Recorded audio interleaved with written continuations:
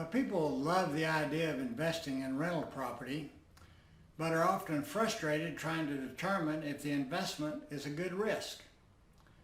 So you find a rental property. At this point, we will start to wonder, how do we start the investment process? Now,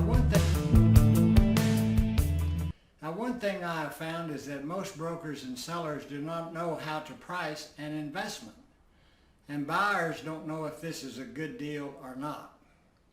It is an investment and we want to make a profit. Now, here's a typical conversation that I might have. Sellers and brokers offer this investment as a wonderful deal, a cash flow cow that makes a ton of money. Brokers actually say that, and that's called puffing, but I call it something else. Now, a seller says, I'm tired of tenants, or I love my tenants and do not want to raise rents. I will leave that to the new owner. The broker says, if you raise rents, it will cash flow. And brokers have told me, if you pay cash, it will make a profit. A seller will often say, the units are always full. I never have a vacancy. Some sellers say, I do all the maintenance and all the management and all the repairs. Well, guess what? These items do not show up in the expense statement, and so that alters your NOI, and NOI then is not true. As an investor, I want to know just how wonderful the deal really is. Now, the questions an investor will ask are most likely questions we all wonder about. Why are you selling?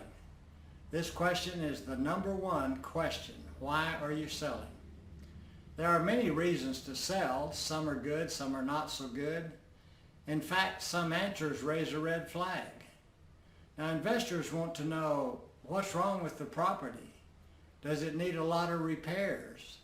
Are rents low? Is vacancy high? What about crime, quality, and location? A really important part of the investment process is the income and expenses, and you must have this information. Income and expenses tell you a lot about the property, the management, the location, and the quality of the tenant. So let me share with you how I measure, and I do this on every deal. I always ask for verifiable income and expenses. That's the ruler that we use to measure the property. Now, I will use the APOD form, which stands for Annual Property Operating Data. There are 5 points on this form, and 3 need to be as close to the truth as possible. Otherwise, the analysis is just bogus. You will see gross scheduled income.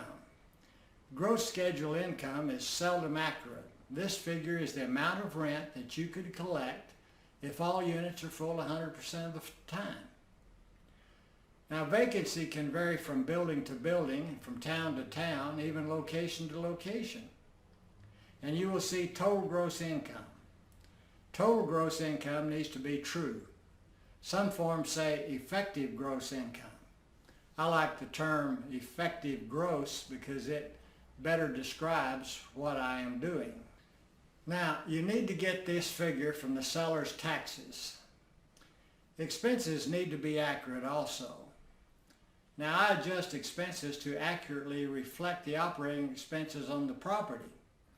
I don't put in personal expenses like car insurance or house insurance or cell phone bills. Measuring is about the ability of the property to generate income as the property currently sits. So we need to be accurate and truthful because we're measuring the investments. And another thing, never put interest or amortization in the APOD.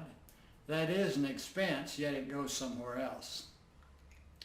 Now, NOI must be true. Otherwise, the analysis is just wrong. It's kind of like algebra. A plus B equals C, but if B is not true, then C is not true. So it is an investment, and it's about making a return. The investment is about risk, safety, and reward of your invested funds.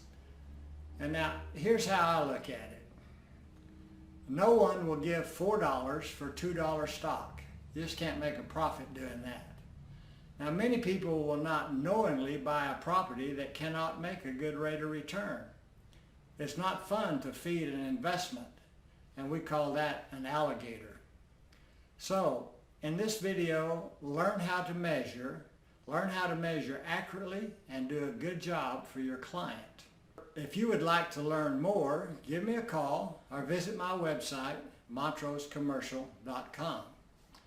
Thank you for watching.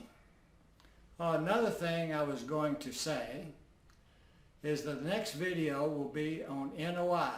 NOI is very critical to the investment process, and NOI takes us to the next level of the measuring process, and we'll be able to see what we can do with NOI.